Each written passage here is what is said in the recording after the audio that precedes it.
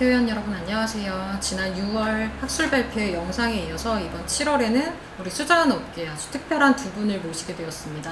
이분들이 왜 특별한지는 제가 잠시 후에 소개해 드리도록 하고요. 우선은 자기소개 직접 부탁드리겠습니다. 안녕하세요. 저는 유신 수자원부에 다니고 있는 백유현 부장입니다. 반갑습니다. 안녕하세요. 도화 엔지니어링 수자원부에 근무하고 있는 김병수 부장입니다. 네, 반갑습니다. 사실 오늘 모신 이 두 분들은 기술 분야의 최고의 난이도라고 알고 있는 우리가 수자원 개발기술사에 합격하신 주인공 분들입니다.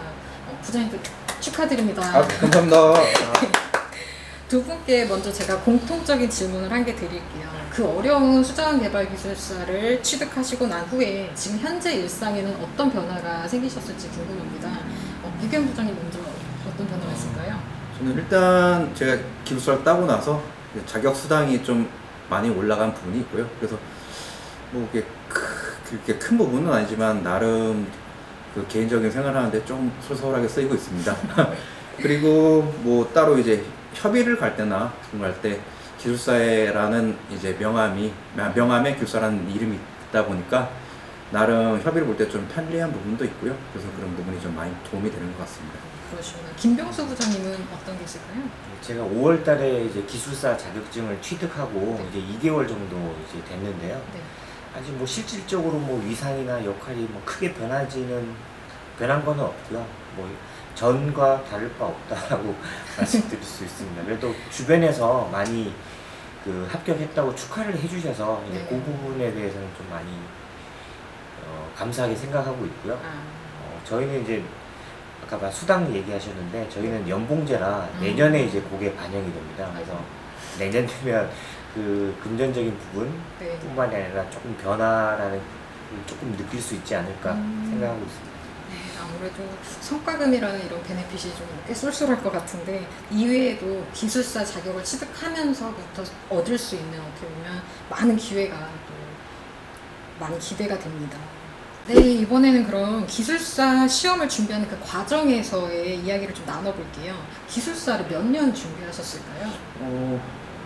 제가 처음 시험을 본 건 한 5년 전쯤이고요. 그 다음에 실질적으로 공부를 시작해서 제대로 시험을 보기 시작한 건 한 3년 정도 됐으니까 한 7번 만에 붙은 것 같습니다. 김병수 부장님은? 저도 한 3년 정도 준비를 했던 것 같습니다. 그래서 이 수자원 개발 기술사 취득이 어렵기 때문에 3년이라는 시간이 어떻게 보면 좀 짧은 시간에 속하는데 제 같은 경우에는 그 이미 합격하셨던 선배님들이 조언이라든지 그런 팁들을 많이 알려주셔서 약간의 좀 지름길로 가지 않았나 그렇게 생각이 듭니다. 그 어려운 시험을 두 분 다 거의 3년 준비하셔서 거의 합격이라는 좋은 성과를 이루신 것 같은데요. 아무래도 회사원의 일상을 보내면서 이렇게 시험 준비를 또 별도로 하기가 시간적인 여유도 그렇고 좀 만만치 않으셨을 것 같아요. 어떠셨나요? 실질적으로 그러니까 옆에 계신 김병수 부장님도 그러시지만 저희가 업무상 야근도 많고 또 주말에도 일을 하는 경우가 있어서 이렇게 공부한 시간이 한 주에 많지는 않습니다. 하지만 일단 주말에는 가족이 많이 협조를 해줘서 독서실이나 도서관에 가서 최소 8시간씩 이상 공부를 했고 평일에는 아침 출근 시간 때 잠깐씩 보고 그 다음에 점심시간 때 틈나서 보고 이렇게 틈틈이 짬난 시간을 많이 이용해서 공부를 했던 것 같습니다. 개인 시간을 활용하는 게 엄청 중요할 것 같아요. 김병수 부장님은 어떠셨어요? 네, 뭐 저도 마찬가지고요. 아침 일찍 출근해서 뭐 공부를 한다든지 또 늦게 퇴근해서 늦게까지 공부를 한다든지 그리고 뭐 독서실도 가기도 했었고요.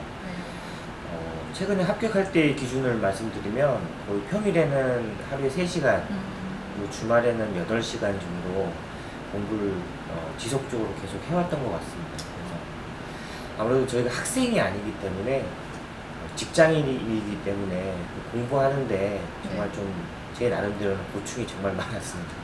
아무래도 일할 때 책상 앞에 앉아있는 것과 이렇게 정말 텍스트북을 펴놓고 시험 준비를 하면서 책상 앞에 앉아있는 거는 너무 다를 것 같아서 힘드셨을 것 같다는 생각이 드는데 그러면 그렇게 힘든 공부를 준비하는 그 과정 속에서 그래도 이 교재나 이 수험서는 너무 도움이 많이 됐다. 만약에 우리 학회 회원분들 중에 준비하고 있는 기술사 준비를 하고 있는 분이 있다면 이 얘기는 팁으로 나도 좀 알려줄 수 있겠다 싶은 부분이 있으면 추천 좀 해주시죠. 저 같은 경우는 일단 전공서적을 좀 많이 봤고요. 그 다음에 전공서적은 주로 유영남 교수님께서 쓰신 수문학이나 수리학을 봤고, 그리고 그 책을 토대로 그 다음에 다른 합격하신 선배 기술사분들의 노트를 참고를 많이 했습니다. 그리고 저만의 노트를 많이 만들었고, 그 노트를 위주로 마지막에 공부를 해서 이렇게 좋은 결과가 나왔습니다. 김명수 부장님. 네, 저도 저 회사에 합격하셨던 선배님께서 작성하신 그 필기노트 위주로 공부를 많이 했고요. 그리고 부족한 부분은 전공서적으로 보충을 했습니다. 그래도 시험 보기 전에는 기출문제 3년 정도는 공부를 하고 나서 시험을 봤던 것 같습니다. 근데 자료가 워낙 많기 때문에 모든 것을 자료를 다 보기보다는 자기에게 맞는 자료를 선택해서 집중하는 것이 훨씬 효율적이라고 생각을 합니다. 두 분 말씀을 듣다 보니 공통점으로 비법 노트가 있는 것 같아요. 뭔가 예전에 선배님들이 주셨던 뭔가 이렇게 노하우가 담겨져 있는 그런 비법 노트나 아니면 본인들이 이제 선배님이 되셨으니까, 기술사 합격자의 선배님이 되셨으니까 또 본인들이 만드셨던 비법 노트들이 있는데, 만약에 우리 학회 회원분들 중에 이 노트가 필요하신 분은 연락하시면 아마 공유해 주실 것 같은데요, 여러분들. 필요하면 어떻게 메일 주소를 좀 같이 공유해서 정보를 주시면 너무 좋을 것 같아요. 해주실 거죠? 네, 연락이 온다면 네, 많이 연락해 주셨으면 좋겠습니다. 두 분의 이야기를 듣다 보니까 참 쉽지 않겠구나 싶으면서도 저 역시도 박사학위는 있으나 기술사에 대한 준비를 한번 해보면 좋겠다라는 생각도 욕심이 좀 드는데요. 그럼 혹시 시험에 떨어졌을 때 그 상황도 아직 기억이 나세요? 좋은 추억은 아니시겠지만 정말 안 좋은 추억인데, 네. 그러니까 저는 가장 기억에 남는 게 이제 제일 처음 5년 전 시험 봤을 때고요. 네. 그때는 진짜 뭣도 모르고 그냥 어떤 시험인지 하고 봤다가 충격을 먹고 네. 이제 하려면 제대로 공부를 해야 되겠구나 이렇게 마음을 다지게 된 시험이 가장 기억에 남습니다. 부장님 혹시? 네, 저도 첫 시험 같은 경우에는 네. 3, 4일 정도밖에 공부를 안 하고 시험을 봤기 때문에 당연히 그래도 되나요? 그때는 이제 네. 좀 경험을 한번 해보자라는 보는 측면이 의미를 있기 두셨구나. 때문에 네네. 네. 그래서 그렇게 해서 시작을 했는데 네. 2번, 3번, 4번 이제 불합격이 네. 계속 쌓이다 보니까 좀 지치게 되는 건 사실이고요. 포기하지 않는 게 중요한 것 같습니다. 혹시 쉽지 않은 과정을 그래도 이렇게 멋지게 이겨내셨는데요. 백유현 부장님, 지금까지 이렇게 힘든 시간 잘 이겨내셔서 기술사를 취득하셨는데 앞으로의 혹시 계획이 또 무엇이 있을지 궁금합니다. 저 같은 경우는 이제 여기 옆에 계신 김병수 부장님과 다르게 댐하고 해외 사업 위주로 하다 보니까 좀 박사가 좀 필요한 경우가 많이 있습니다. 그래서 지금 박사 과정을 좀 생각을 하고 있고요. 근데 이제 이 부분은 가족과도 다시 한번 상의를 해봐야 될 것 점도 있습니다. 아무래도 박사학위를 또 취득하시려고 준비하다 보면 가족들의 배려가 엄청 필요할 거라는 생각이 또 들긴 하네요. 네. 다음 질문으로는 우리 기술사 시험 문제랑 관련한 이야기를 좀 나눠볼까 합니다. 기술사 시험을 준비하시면서 만약에 내가 이 시험의 출제위원이라면 이런 문제 유형은 좀 내면 좋겠다 싶었던 부분이 있으면 부장님부터 말씀 하나 해주실래요? 일단 저 같은 경우에는 지금 현재 대부분 출제되는 문제들이 너무 이론적이나 정책적인 부분에 좀 쏠려있는 부분이 있지 않나 싶습니다. 그래서 실제적인 기술사를 뽑기 위한 문제라면은 이제 실무적인 문제가 나와야 되지 않나 싶습니다. 예를 들면 저 같은 경우 이제 댐 쪽이다 보니까 어떠한 지형 조건, 간단한 지형을 그림으로 주고 그 지형 조건에 알맞은 댐 형식을 선택을 하고 또 여수로도 어느 쪽으로 배치를 하는 게 좋은지 이런 실무적인 문제를 제출하고 그거에 대한 문제점이나 해결 대책을 쓰는 쪽으로 나왔으면 이게 참 좋을 것 같다는 생각을 많이 하고 있습니다. 그럼 김병수 부장님은 혹시? 네, 저도 백유현 부장님 의견에 동감을 하고요. 네. 기본적인 이론적인 문제도 물론 중요합니다. 덧붙여서 좀 실무적인 문제가 제출됐으면 좀 좋겠다는 생각을 하고요. 어떻게 보면 2차 면접 시에 그 위원분들이 물어보시는 질문 같은 문제가 나온다면 좀 도움이 되지 않을까 생각을 합니다. 예를 들면 뭐 산간 계곡이나 뭐 바다, 뭐 도심지에서 특정 환경이 주어지고 나서 재해가 발생할 경우에 기술자로서 어떻게 문제를 해결할 것인지 그런 부분에 대해서 문제가 나온다면 기술자의 역량도 평가할 수 있고 능력도 평가할 수 있는 부분이기 때문에 실무 관련 문제가 좀 나오면 좋지 않을까 생각을 합니다. 두 분 말씀의 공통점을 생각해보면 수자 실무에 대한 능력을 평가할 수 있는 문제 유형들이 좀 추가되면 좋을 것 같고, 만약 추가되지 않더라도 준비하는 수험생의 입장에서는 약간 대비를 해가면서 시험을 준비하면 나중에 유형이 바뀌더라도 좀 도움이 되지 않을까 싶다는 생각이 듭니다. 귀중한 답변 감사히 잘 들었습니다. 그럼 김병수 부장님께 질문을 한 개 드릴게요. 혹시 수자원 설계 분야에서 우리 이 설계 분야가 앞으로 발전하는 데 있어서 우선 지금 현 시점에서도 극복해야 된다거나 어려웠던 점이 있으면 그거에 대해서 좀 말씀 부탁드리겠습니다.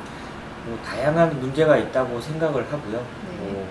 수자원 표준품셈의 그 현실화라든지 그런 문제도 있겠지만 가장 큰 변화는 일단 내년부터 수자원의 보존, 이용, 개발에 관한 모든 사항들이 이제 환경부로 다 이관이 되게 됩니다. 저희 입장에서는 이제 걱정 반, 기대 반이 있는 게 사실이고요. 하지만 현업에 계시는 많은 선배님들께서 노력을 하고 계시고 또 저희가 좀 더 이제 능동적으로 좀 대처하고 움직인다면 새로운 또 돌파구도 마련할 수 있을 거라고 기대를 해봅니다. 네, 정책 측면에서 앞으로 다가오는 변화에 대해서 적응이 중요할 것 같다는 말씀을 주셨습니다. 이 주제에서 그럼 또 빠질 수 없는 게 환경부, 국토부 간에 진행되고 있는 물관리 일원화 정책이 아닐까 싶은데요. 혹시 백유원 부장님께서는 그동안 물관리 일원화 정책에 대해서 어떤 생각을 갖고 계신가요? 일단 물관리 일원화가 되면서 기존의 물관리가 이제 국토부의 개발 쪽에서 환경부 쪽의 관리 쪽으로 많이 이제 패러다임이 바뀌고 있는 상황입니다. 그럼 이런 바뀐 패러다임 하에 저는 장기적인 관점에 중장기적인 정책이 필요하다고 생각을 하거든요. 대부분의 요즘 정책들을 보면 단기적으로 뭔가 성과를 내기 위한 정책들이 많이 나오는 것 같은데, 물이란 것은 정말 백년대계를 위한 사업이기 때문에 단기적인 성과가 아닌 장기적인 관점으로서 효용성을 증진시킬 수 있는 그런 중장기적인 정책들이 많이 나오고 그게 흔들리지 않았으면 좋겠습니다. 네, 말씀 주신 대로 장기적인 관점에서의 그 계획이 또 수립되고 이 계획이 이행되는 것이 중요하다는 말씀이신 것 같습니다. 지금까지 두 분을 모시고 다양한 이야기를 많이 나눠봤는데요. 우리 학교 회원분들한테도 유익한 시간이 될 거라고 생각합니다. 그럼 이제 점점 두 분을 보내드려야 하는 시간이 다가오고 있는데, 여담으로 지금까지 이 수자원 관련한 프로젝트를 하면서 이 현장에 가보니 너무 좋다, 나만 알면 좋을 것 같다 라는 그런 욕심이 날 정도로 너무 좋았던 곳이 있거나 아니면 맛집이 있다거나 하면 그런 곳을 좀 우리 회원분들한테도 공유해 주시면 너무 좋을 것 같은데요.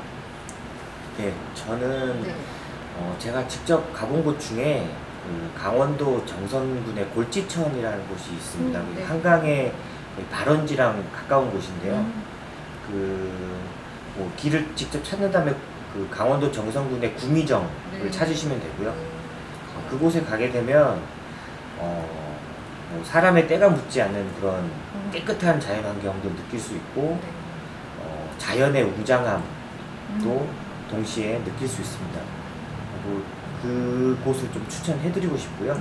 그리고 제가 소하천 관련 일을 하면서 가봤던 곳인데 포천시 이동면 쪽하고 가평군 북면 쪽 상강계곡 쪽에 가시면 그 수량도 상당히 풍부한 편이고 육안으로 봤을 때 물도 상당히 맑은 편이어서 물놀이 하기도 좋고 좀 그런 곳을 좀 추천해드리고 싶습니다. 네, 여러분들 강원도에 위치하고 있는 구미정 그리고 포천 가평 쪽에 있는 상강계곡이 너무 좋다고 하는데, 기회가 되시면 혹시 가보셔도 너무 좋을 것 같습니다. 그럼 혹시 부장님은 없으실까요? 저는 아쉽게도 제가 주로 해외 사업을 좀 많이 하다 보니까 국내에서 제가 많이 추천을 드릴 수는 없고 라오스나 뭐 인도네시아 같은 걸 혹시 가시게 된다면은 제가 오. 좋은 숙소나 좀 맛집 정도를 좀 알려드릴 수가 있을 것 같습니다. 뭐 저희 시국이 좀 좋아져서 이제 해외여행을 자유롭게 할 수 있는 그런 시기가 오면 부장님은 다시 한번 초대해서 해외의 좋은 명소를 한번 추천받아야겠습니다. 알겠습니다. 네. 마지막으로는 우리 초대 손님들한테 드리는 공통 질문입니다. 우리 한국수자연학회가 앞으로 발전하기 위해서 앞으로 나아가야 할 방향이나 아니면 바라는 점이 있으면 한 가지씩만 좀 말씀 부탁드릴게요. 저 같은 경우는 일단 저희 수자연학회가 발전이 되려고 그러면은 저희 젊은 기술자들의 참여가 좀 많이 활발했으면 좋겠습니다. 이번 학술 발표회도 제가 다녀오긴 했지만 대부분 이제 기존에 계셨던 지금 선배 기술자분들 위주가 좀 많이 있었고 젊은 기술자들의 참여가 좀 많이 저조했던 게 많이 보였거든요. 네. 그리고 그분도 좀 아쉬웠고 그래서 젊은 기술자들이 참여할 수 있도록 많이 독려를 해주시고 저희 업계 쪽에도 많이 이분들한테 참여를 요청을 해주시면은 한국 학회가 좀 많이 활성화될 것 같습니다. 중요한 말씀이십니다. 김병수 부장님은 혹시 지금도 그 수자원 학회에서 네. 그 수자원 분야의 역할 증대라든지 뭐 위상을 높이기 위해서 많은 노력을 하고 있는 걸로 제가 알고 있습니다. 그래서 향후에도 업계뿐만 아니라 학계를 서로 이어줄 수 있는 징검다리 역할을 지속적으로 이렇게 해주시고 그리고 저희 업계에 있는 기술자분들의 목소리를 좀 모아줄 수 있는 그런 역할도 좀 해주셨으면 하는 바람이 있습니다. 두 분의 의견을 들어보니까 우리 학회 회원분들의 다양한 관심과 참여가 반드시 있어야만 앞으로 꾸준히 발전하는 한국수자연학회가 되지 않을까 싶은 생각이 듭니다. 네, 오늘 이렇게 귀한 시간 함께 자리를 빛내주신 부장님들 너무 감사드리고요. 네, 지금까지 7월 영상을 시청해주신 회원분들께 감사드립니다. 다음 8월호에는 더욱 유익한 영상으로 인사드리겠습니다. 무더운 여름날 건강 유의하시고 다음 달에 다시 찾아뵙겠습니다. 감사합니다. 감사합니다. 감사합니다. 수고하셨습니다.